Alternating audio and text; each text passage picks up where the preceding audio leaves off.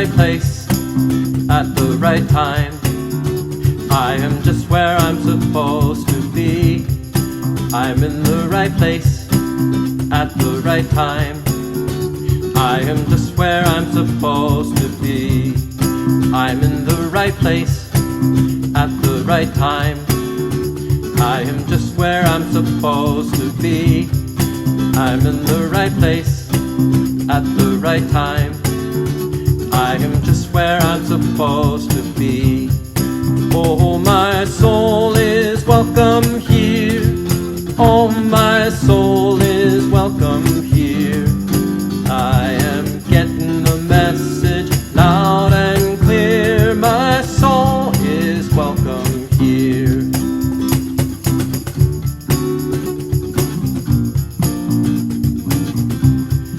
I'm in the right place at the right time.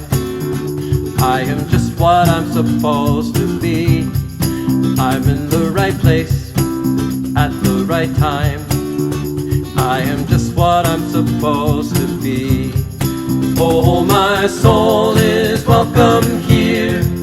Oh, my soul is welcome here.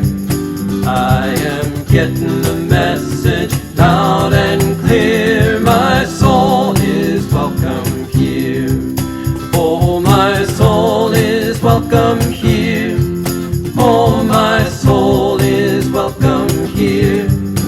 I am getting the message loud and clear. My soul is welcome here. I am getting the message loud and clear. My soul is welcome here.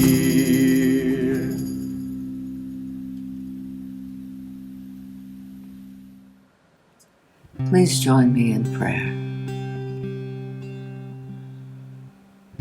Breathing in, I center into that sacred space within, the place of stillness, of sanctuary, where I recognize absolutely there is only one life, one power, one presence, one love. And that one is expressing in each and every moment, in, through, and as me in my unique and perfect ways. As that is true for me, I also know it is true for everyone hearing these words. Each one is a perfect expression of the divine, in thought, in feeling, in action, in presence, moment to moment to moment. Resting in that truth, I speak my word for this service. I know that each one who listens receives exactly what is needed as they move along on their spiritual journey. I am grateful for all the words that bring this service together each week, and also for each one who comes to see it. For all of you create our spiritual community, and I am most grateful. In this feeling of celebration and gratitude, I release this word into the law, into the love, knowing it already so. And so it is. Hello, I'm Tara Steele, the community minister here at the center. Here is today's affirmation from our Prayers of Wisdom and Vision book of inspiration and motivation. I am part of the wholeness of spirit. Each person is also part of this wholeness. Spirit moves through our being as us, in us, through us. And so it is. Hello, and welcome to the Center for Spiritual Living Santa Rosa's weekly Sunday virtual service, where we are inspired by a global vision of a healthy, loving world, a world that works for everyone. I am Angela Glasser, a prayer practitioner here at the center. If this is your first time with us, we are so glad you're here, and please know that all are welcome here. If you would like to find out more about our center, groups, classes, and spiritual support, please visit our website at www.cslsr.org.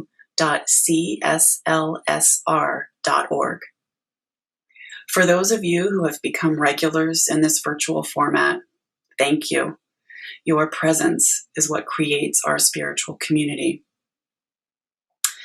And now I invite you to get comfortable, take a deep breath, and center yourselves as you listen to the music, the prayer, and the message from our senior minister, Edward Viljoen. I know that somewhere in this service is exactly what your heart seeks for the next step in your spiritual journey. Welcome.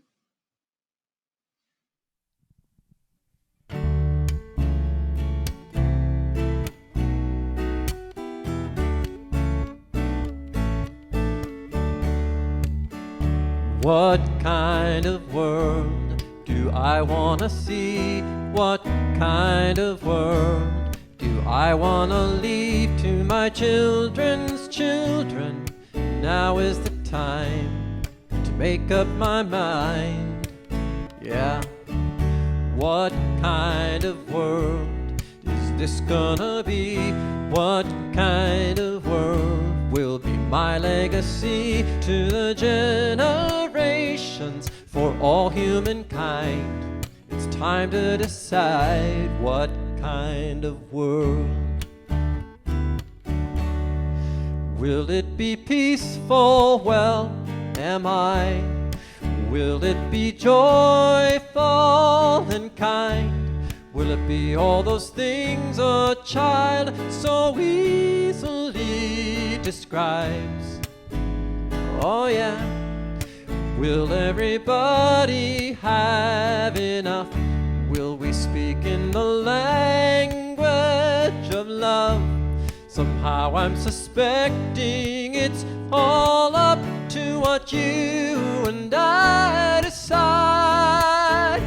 Ooh, what kind of world do we wanna have? When will we be ready to start giving back to this precious place, to every young face? Tell every boy and girl what kind of world.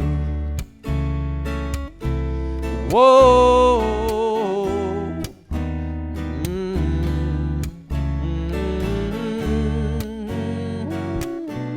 Do do do do do do do do. Will it be peaceful? Well, am I? Will it be joyful and kind? Will it be all those things a child so easily describes? Oh yeah. Will everybody have enough? Will we speak in the language of love?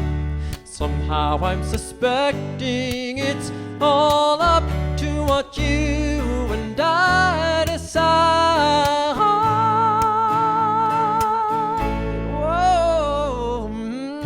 What kind of world do we wanna have? When will we be ready to start being that for this precious place, for every young face? Tell every boy and girl what kind of world. Oh, oh, oh, tell every boy and girl what kind of world. Whoa, do do do do do do do.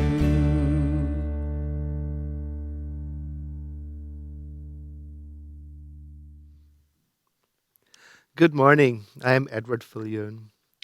Our topic today is about looking toward the future, looking ahead, moving on. Oftentimes, when talking to people about their prayer request and what they want for their life, they will identify peace, quiet, harmony, all the things that I guess we long for. And in reality, life is continuously recreating itself. And it got me to thinking about this humorous story about a man who died and found himself in a beautiful place, absolutely wonderful, serene, quiet, no stress at all. It got to him, however, and he found himself being really bored. And eventually he called the attendant, who it turns out was an angel, and he said, "Look, this is amazing, but it is so boring and so serene, I might as well be in hell." To which the angel responded, "Sir, where did you think you were?"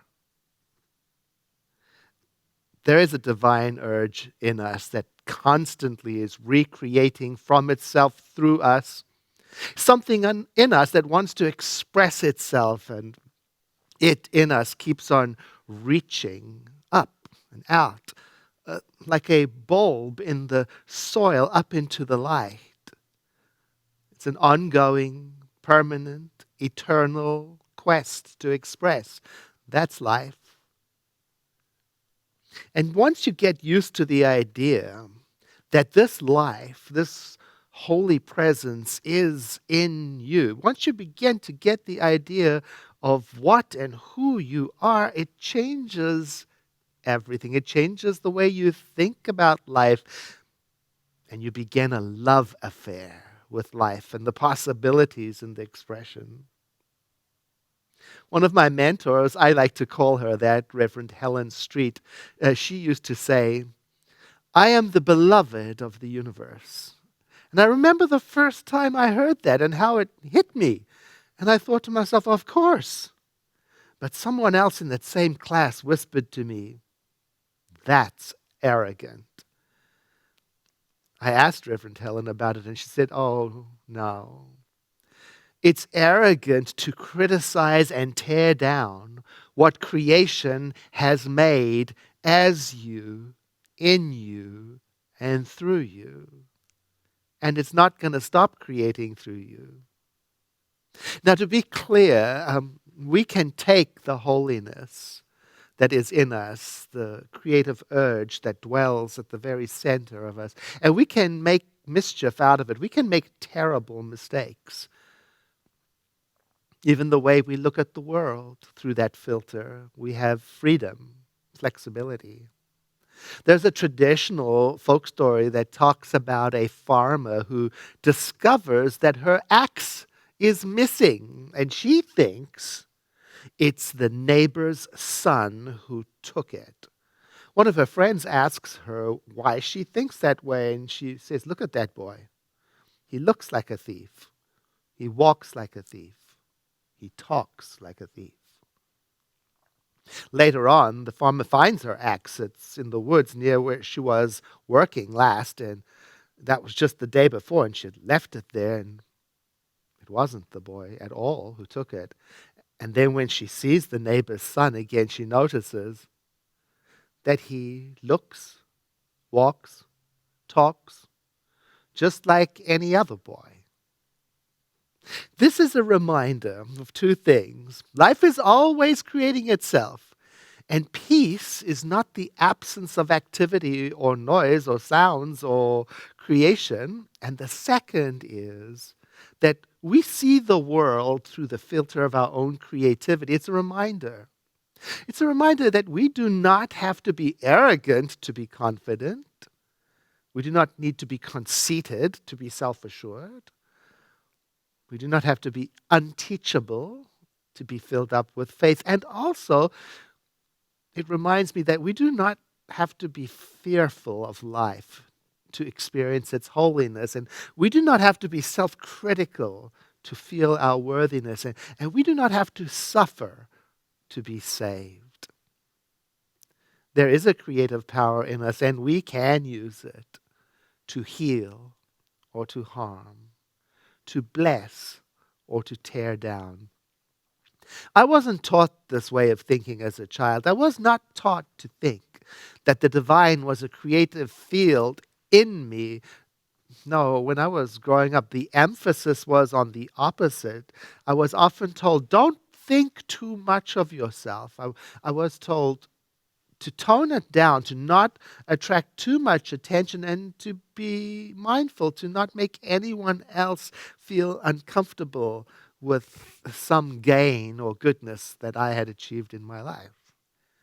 That stuck with me, and as a result, after I learned about science of mind and what truly lives in me, I had to remind myself all the time to not be too small.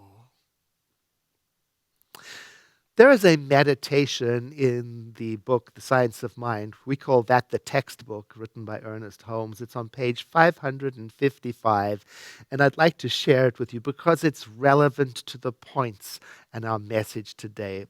The title of the meditation is, I Accept the Fullness of My Own Divine Well-Being. It goes like this. Within myself, and it's important to stop there because not just the author is being referred to here when we talk about myself, not just me. We're talking about the universal presence. Within myself is that which is perfect, that which is complete, and that which is divine. That which was never born and can never die. That which lives, that which is the God reality, the eternal reality. Within myself is peace, here come the words, and poise. That's a fairly, well, it's not as a common word these days, but poise means calm and balance. Within myself is peace and poise and power and wholeness. Now, we've heard these words, perfect and wholeness and complete. And what it means is nothing is excluded or missing from this meditation. Within me is peace, power, wholeness, and happiness. And happiness in the sense of uncaused joy. Not happiness that is hitched to a particular outcome, happiness that has no cause, joy. Then the meditation goes on. All the power that there is, and all the presence that there is, all the life that there is the living Spirit. Not just some of it, all of it. It is wholeness itself, and it is never weary, it is never tired, it is complete peace. It is never afraid, it is never confused. I love this part of the meditation as it goes through, it's not this, it's not this, it's not this, and this is what it is. And here the author tells us, Ernest Holmes, it is always poised and peaceful, and it is always in a state of perfect equilibrium. Peace, poise, and equilibrium. But not like the boring experience of the person in the human story at the beginning, the humorous story in the beginning. No, a peace and a poise that is at the center of all of creation while it is expressing itself over and over again. So the meditation goes on. This is the truth about myself. What is the truth? That there is no other self. You see, now in the meditation, Ernest Holmes is moving on to the realization that follows these statements. So, he might as well have written, so every image of fear is erased from my mind. Every sense of confusion leaves my thought. Now, this is very important because it's not in the sense of forcing fear images out of my thinking, but in the sense that when I realize who I am, when I realize the peace that is at the center of my being, this is what happens. Fear dissolves. Fear images dissolve. And he goes on, my mind now entertains and reflects the divine into everything which I do, say, and think, into my body, into my affairs. I love that. My mind entertains. You know what entertains means? To welcome guests, to prepare food for them, to make them feel at home, to feed them. And reflect means to show an image of, to shine. My mind does that. Then he goes on to say, the divine within me is wholeness. My mind reflects this wholeness into even every organ of my body, every function of my life, every action, every reaction of my physical being. Now, this is the part that relates to our topic today, which is looking ahead, thinking of the future, creating from the spiritual heritage. This is the part. There is something within me which goes before me and prepares the way wherever I go, making straight the way, making perfect the way, making immediate and instant and permanent and harmonious every situation. Now, what is that something within me? Well, he said it earlier, the self of me. And this meditation is an invitation to relax into the awareness that the self of me is of the divine. And from that, I create. My mind reflects the fullness of that divine substance, and it heals every sense of separation in my life. Peace, poise, power, perfection is always within me, and I accept the fullness of my divine well-being. That's a phrase that's worth saying to myself throughout the day. I accept the fullness of my own divine well-being. I know that to some people this line of thinking is radical, like my fellow student thought about Reverend Helen Street, feeling that she was the beloved of the universe. I recall somebody saying to me when I talked about my close relationship with the divine, she said, well, who do you think you are? And I remember answering, well, that's complicated. I can try to explain. I can try to explain by saying a drop of water is not the entire ocean, and yet everything about that drop is ocean-like. Its nature, its substance, its form, its past, its present, its future. All of it interlinked with the origin. That's who I think I am. If there was ever such a thing as science of mind blasphemy, which we don't believe in, I think it would be blasphemous to think that somehow the Holy Spirit made a terrible mistake when it became you, when it became me, when it became your neighbor, when it became that person who thinks so differently to you. No, the peace and love of life is present for us even while we figure out these differences. And so the goal is not to have everybody be the same and everything blend into a monotonous stillness. No, the journey is to figure it out and to relate. The Dalai Lama, in his book, The Path to Tranquility, wrote these words. Material progress alone is not sufficient to achieve an ideal society. Even in countries where great external progress has been made, emotional problems have increased. And No amount of legislation or coercion can accomplish the well-being of society, for the well-being of society depends on the internal attitude of the people who comprise it. The internal attitude. That's what we're talking about. This resonates with the teaching of Centers for Spiritual Living.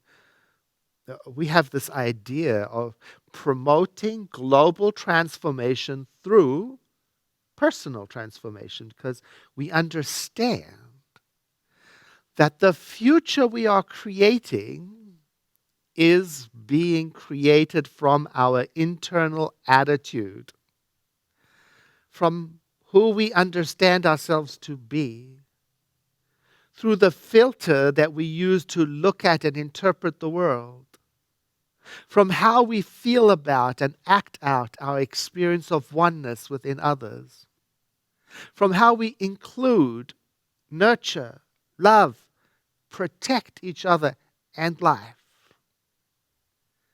We are creating from that. So I want to go back to the meditation I shared with you and offer it to you again, but I'm going to change the words and I'm going to use the pronoun who, not who, you, to read it to you so that you can imagine with me that it is the voice of the divine whispering it to you like a reminder, or if you prefer, like an instruction.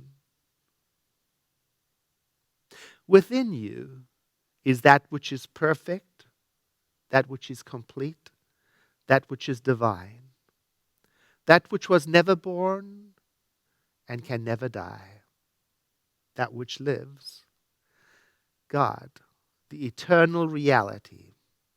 Within yourself is peace, poise, power, wholeness, and happiness.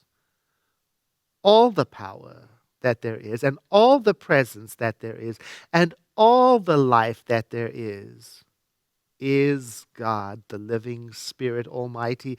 And this divine and living Spirit is within you. It is wholeness. It is never weary. It is never tired. It is life.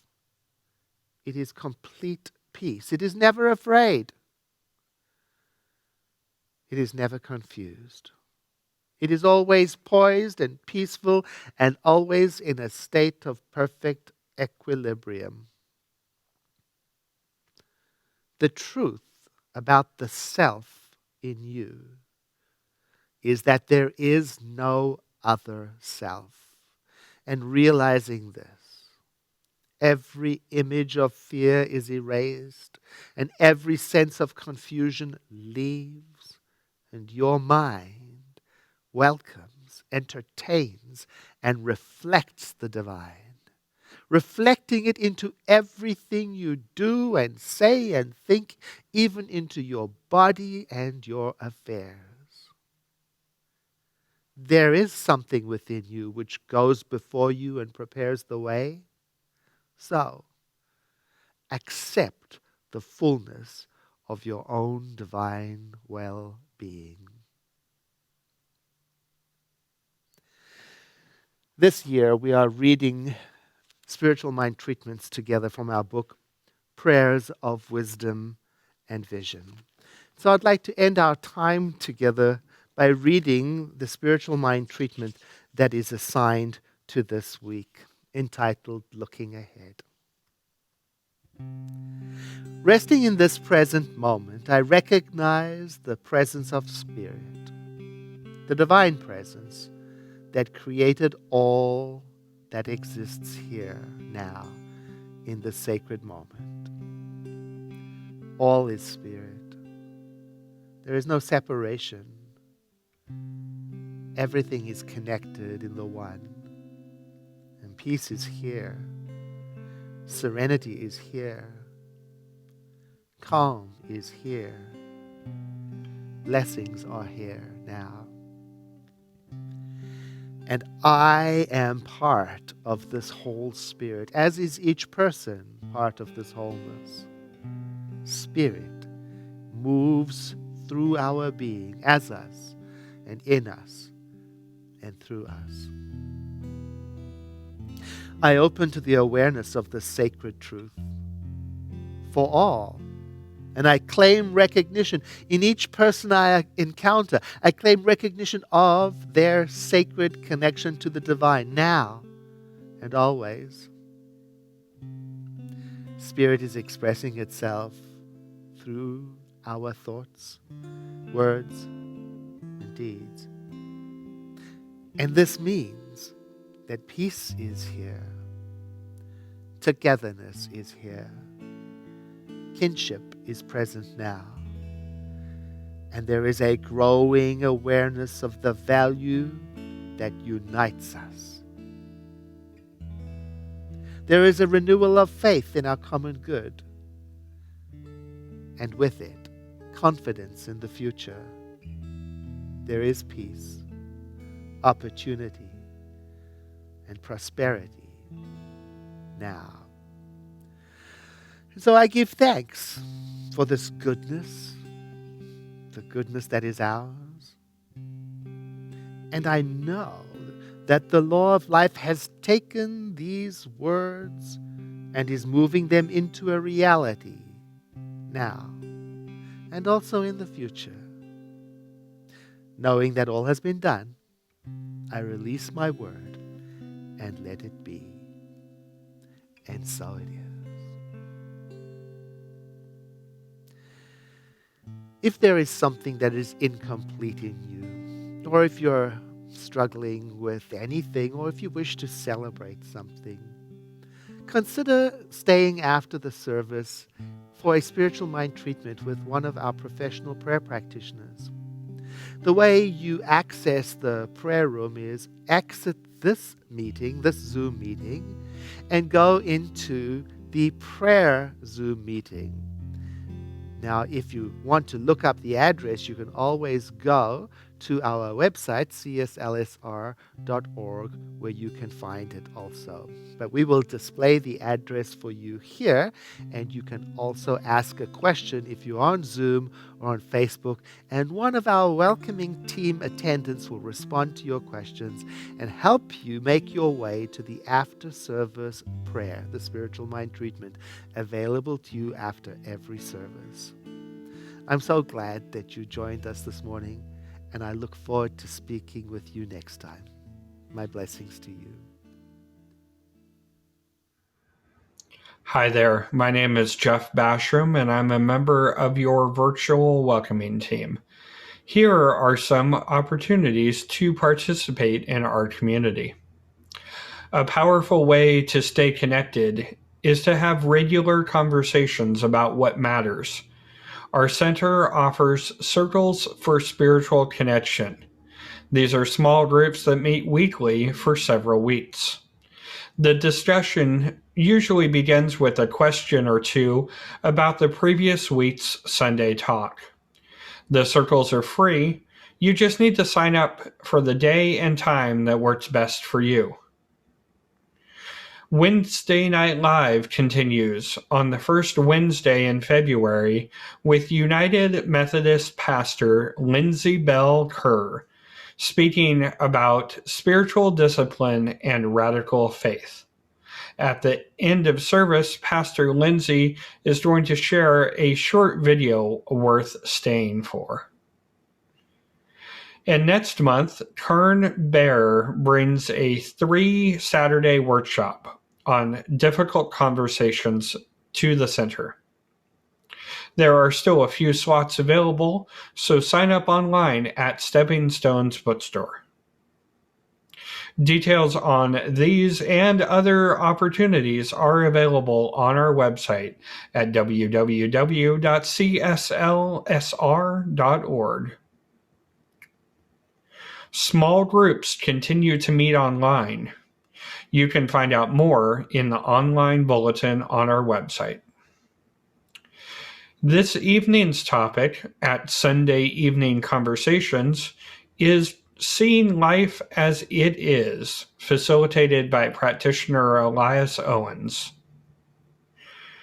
Reverend Joyce Kinzel leads a small group for those on the older side of life. The third act begins at 1:30 tomorrow afternoon. Is there something unsettled in your awareness? Are you seeking a reminder about the truth of who you are? The free, confidential after-service prayer may be just what you need. To receive prayer, leave at the end of this broadcast and go to the special link for after-service prayer. Our prayer practitioners look forward to supporting you in knowing your best and highest good. Thank you so much for your presence this morning.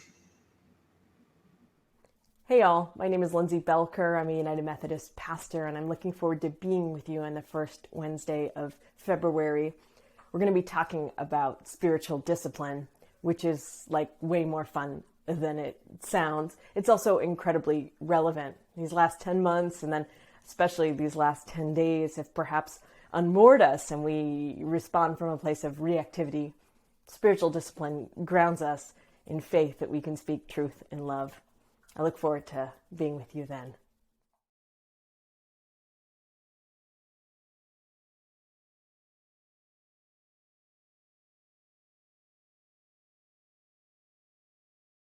Hey, I'm Shirley with Dogwood Animal Rescue Project. I'm one of the original founders. I wanted to share with you some of the things we've been doing. So we are foster home based. That means we don't have a facility. The animals live in our homes with us, and we have foster homes all over the county and even a few beyond that are helping us take care of these animals. At any one time, we'll have 70 to 100 animals in our program. And of course, some of those are, litters of kittens or litters of puppies, but certainly we do a lot of, medical cases. We do a lot of senior animals as well. And as of just this year, we've done 705 adoptions. So those are animals we've taken in from desperately needy situations and found homes for, 705. We've also done 684 owned spay and neuters. And those are programs that we've started in various communities where there's a great need. And those are people's pet animals that we are helping cover some or all of the cost of spay neuter in order to help prevent more unwanted litters from being born. We also support our local Humane Society's community vet clinic program. We have volunteers working in underserved communities with the homeless and their pets, and we've done quite a few spay neuters and medical things with some of the homeless people's pets and the underserved communities' pets as well. So thank you so much for your support. You can follow us along on Facebook at Dogwood Animal Rescue Project and also on Instagram. Thank you so much. He's fast.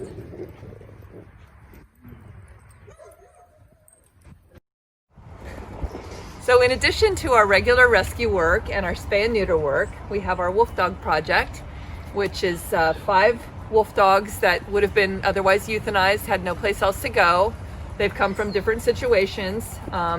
Malachi was abandoned because he was too challenging in his home. We have several others that came from a hoarding situation, and then 2 whose owner passed away and they had no place to go and no other options. These animals are extremely challenging. They're not for the faint of heart. And even this guy's half feral and I can't just walk up and put a leash on him, but they will live out their lives with us, and we're grateful to have them safe here with us. How big guy? You want to do it? Good boy.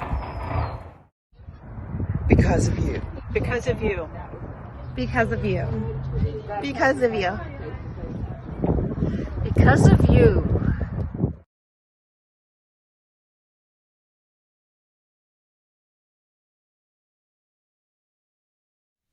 1, 2, 1, 2. I release and I let go. I let the